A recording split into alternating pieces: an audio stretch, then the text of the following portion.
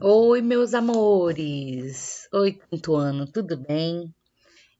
Hoje é quinta-feira, a gente vai começar a nossa aula de matemática. A gente está concluindo o nosso volume 2, né? E na página 57, a gente tem aqui esse subtítulo: igual, diferente ou parecido. Vamos ver do que a gente vai falar. Aqui nesse comecinho a gente já conhece um pintor espanhol muito famoso, o Pablo Picasso. Pablo Picasso é um pintor espanhol que nasceu em 25 de outubro de 1881 em Málaga, na Espanha, e faleceu em 8 de abril de 1973 em Mougins, na França, ou Mougins, né, na França. Além de pintar muitos quadros, alguns muito famosos, foi escultor, ceramista, criava cerâmicas, né?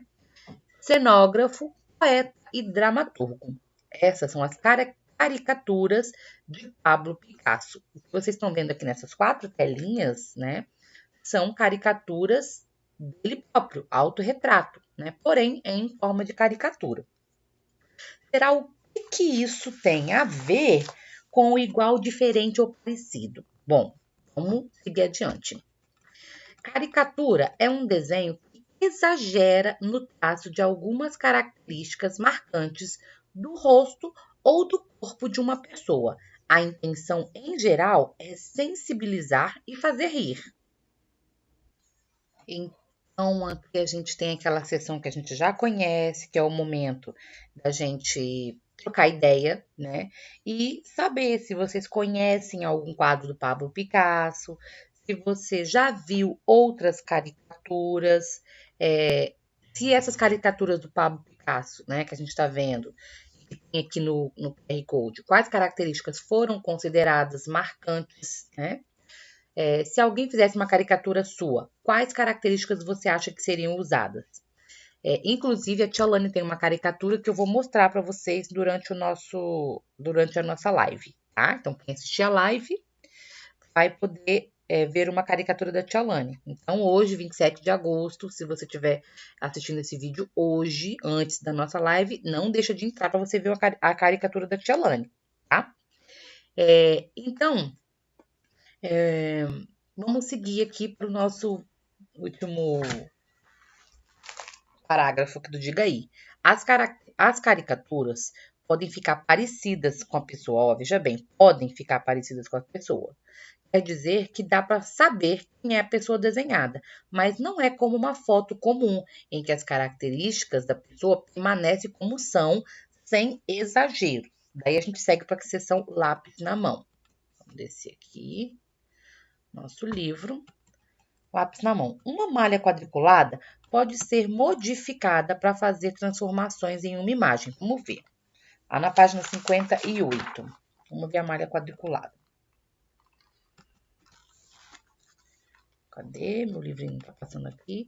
Estes desenhos foram feitos usando como modelo o quadro ao lado. Então, aqui nesse oval, nessa parte oval, a gente tem esse desenho, certo? Aí aqui a gente tem 3 tamanhos de malha diferentes, tá? A gente tem essa malha número 1, que é uma malha com quadradinhos, eles são quadrados mesmo, né? Tem lados iguais.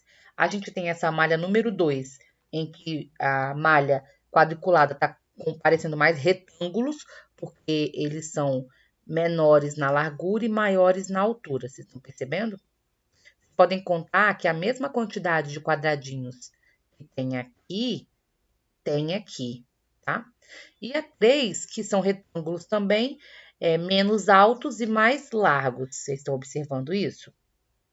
Então, a primeira pergunta é: quais são as semelhanças entre os 3 desenhos? Depois, letra B. Quais são as diferenças entre eles? Muito do que a Tia Lana estava falando aqui do tamanho das malhas, né? E C. Quais deles se parece mais com o modelo? Aí você tem que explicar a sua resposta, tá bom? O primeiro desenho foi feito respeitando as proporções do modelo, desse que está lá do lado. Imagine que sobre o quadro foi aplicada uma malha quadriculada.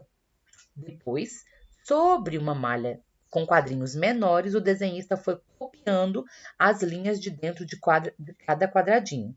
Desse modo, o desenho 1 ficou com a mesma aparência do original, mas em tamanho menor.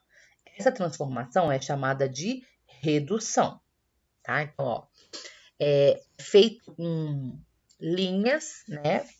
Em cima do desenho original, são feitas linhas, tá vendo? E aí, a partir dessas linhas, eu posso copiar em qualquer tamanho de malha, que tem um exemplo aqui, ó. Eu vou dar o exemplo para você. Tá vendo aqui que neste quadradinho que tá aparecendo aqui, em cima do meu mouse, tem uma linha do boné aqui e tem outra linha do boné aqui. Se a gente for olhar esse quadradinho que tá aqui, ó, no meu mouse, tem as mesmas duas linhas, ó, essa e essa, tá? E aí a gente pode observar as outras linhas também. Quando eu aplico uma malha quadriculada no desenho original, eu vou copiando linha por linha dentro do quadradinho, independente do tamanho da malha, se é retangular, se é quadrada, se é um retângulo mais alto do que menos largo, se é um retângulo mais largo do que menos alto. Então, seguindo aqui adiante, as malhas usadas para fazer os desenhos 2 e 3 são diferentes da malha quadrada. Quais diferenças você nota? Eu já falei, né? Lá em cima eu já contei para vocês. Esses desenhos são parecidos com o modelo? Sim ou não? E explique sua resposta. E aqui, para acabar a página 58, nesses casos, houve uma deformação do modelo original. Essa técnica é usada em caricaturas, tá? Então, a gente viu a redução, né? Aqui, ó. E a gente viu a deformação. Vamos adiante. Veja esta deformação que acentuou ainda mais o tamanho do nariz. A malha utilizada aqui tem linhas curvas, mas não é mais uma malha com quadrinhos iguais. E aí eu vou chamar a atenção para vocês daquele mesmo quadrinho que eu mostrei lá nos dois exemplos. Ó, tá vendo que as duas linhas, elas permanecem no mesmo quadradinho? Isso vai acontecer com todas as outras. Então, se essa parte aqui desse quadrado está curvada, a linha vai continuar a mesma aqui, ó, do nariz, dos dois fiozinhos de cabelo, se vocês observarem nos outros desenhos, tá? Nos outros desenhos. É possível usar os recursos do computador para fazer transformações em figuras, mas para fazê-las à mão é divertido e é bom ver o resultado desse trabalho. Observe a figura desenhada sobre uma malha de 7 linhas, com 7 quadrados em cada linha. Observe também as malhas 1, 2 e 3 a seguir. Então, aqui, ó, nós temos as malhas com a mesma quantidade de quadrinhos, tá? Então, a gente tem um modelo e a gente tem o 3, a malha 1 e 2 aqui embaixo, tá? Então, eu vou começar com a malha 3. Todos eles têm a mesma quantidade de quadrinhos, só o tamanho dos quadros que mudam, tá? Então, aqui a gente tem retângulos, né, mais altos do que largos.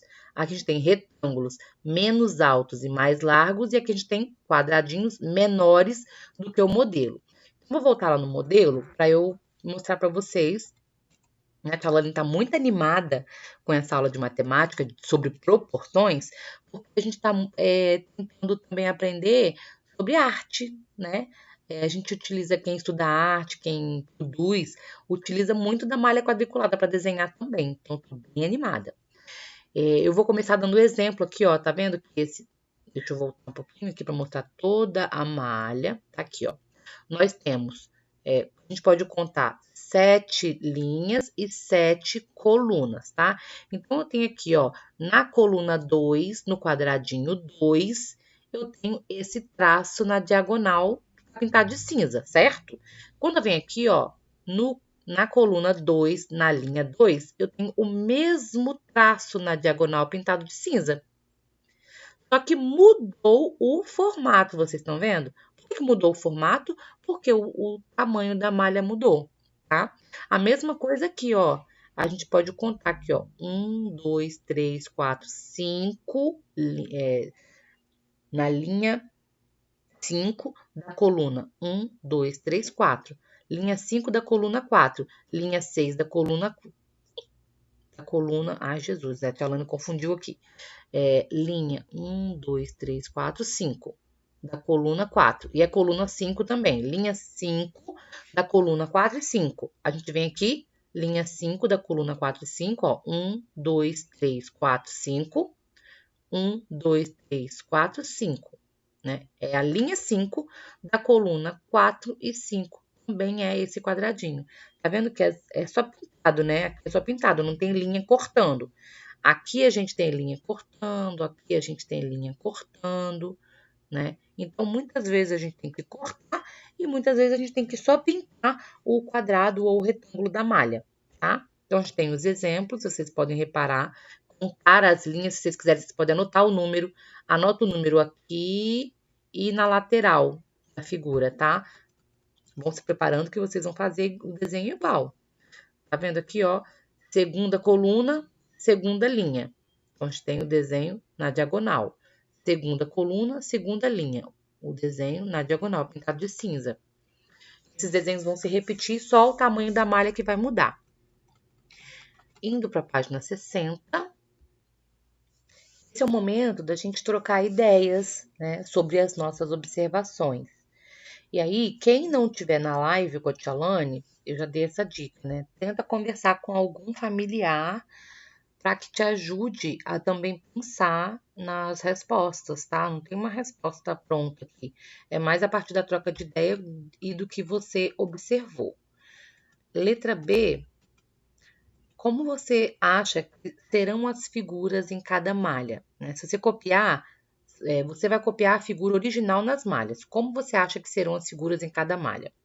Depois de copiar, indique em cada uma o tipo de transformação que ocorreu. Esses são os telhados da casa do modelo e nos desenhos 1, 2 e 3. Cada um foi aumentado sem deformar para facilitar as medições dos ângulos. E aí foi justamente o exemplo que eu dei, né? Da linha que eu mostrei lá, a linha 2 na coluna 2. Tá? E aqui, gente, vocês vão usar o material de apoio, tem lá um medidor, né, de ângulo, para poder também pensar nessa medição de ângulo aqui. Destaque o medidor de ângulo do material de apoio. Os ângulos marcados em cinza no medidor são iguais e medem a metade de um ângulo reto. São ângulos de 45 graus. Compare os ângulos marcados nos telhados com o ângulo de 45 graus. Converse com sua turma e com seu professor. Novamente, a gente tem aqui o momento de trocar ideia sobre o que observou em relação aos ângulos. Depois, confira se o texto abaixo explica o que vocês conversaram. Letra D. No modelo, a altura da porta é igual à largura da janela, tá? No modelo, a altura da porta é igual à altura da janela. Página 61. A gente tem trabalho lá na página 62, tá? Chegando lá, a Tialane explica. Nos desenhos 1, 2 e 3, como é essa relação?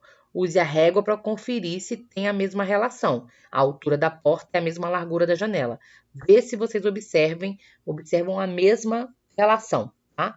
Se ainda mantém a altura da porta, mantém a largura da janela nos outros desenhos, tá? 3. As ampliações, ó, a gente viu redução, a gente viu deformação e agora a gente vai ver ampliação. As ampliações são transformações que mantêm a aparência do modelo. Ampliar é a operação inversa de reduzir, ou seja, o desenho que fazemos fica maior do que o original. Veja como podemos fazer as ampliações. Aqui a gente tem a figura original, então são 1, 2, 3, 4, 5, 6, 7 quadradinhos de largura com 7 quadradinhos de altura, né? E aí eu pego esse quadradinho e eu aumento ele, né? Aumento a quantidade ou aumento o tamanho, tá? Ou eu aumento a quantidade de quadrinhos, ou eu aumento o tamanho, que é o caso aqui da ampliação 2, que é mais fácil, lógico, né? Aqui a gente teria que multiplicar, fazer multiplicações. E aqui a gente mantém as mesmas quantidades de quadrinhos, porém a gente faz quadrinhos maior. A gente usa uma malha de quadrinhos maiores, tá? Então, aqui é o modelo de ampliação. Depois que a gente vai trocar ideia também sobre essa ampliação, que é uma terceira forma de transformar uma imagem. E a gente vai tentar escrever um texto no caderno, tá? Isso é importante, é uma atividade que é legal de fazer para vocês anotarem suas observações. Letra B. Complete as frases corretamente usando os termos a seguir. Se precisar conferir as medidas, use a régua. Um dos termos a seguir está sobrando. Um vai sobrar. Então, aqui vocês vão responder essa questão e a gente vai para 62. Nas reduções e ampliações, os ângulos se mantêm iguais aos do original. E as medidas de todos os comprimentos se modificam do mesmo modo. Ou seja, se usarmos o dobro de uma medida, todas serão multiplicadas por 2. Se uma medida for dividida por 3, todas serão divididas por 3.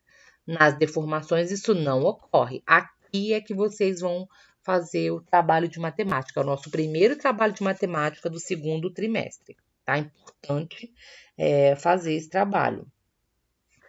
Destaque as malhas quadriculadas do material de apoio e faça as ampliações desta figura dos dois modos que aprendeu. Depois colhe-as no seu caderno.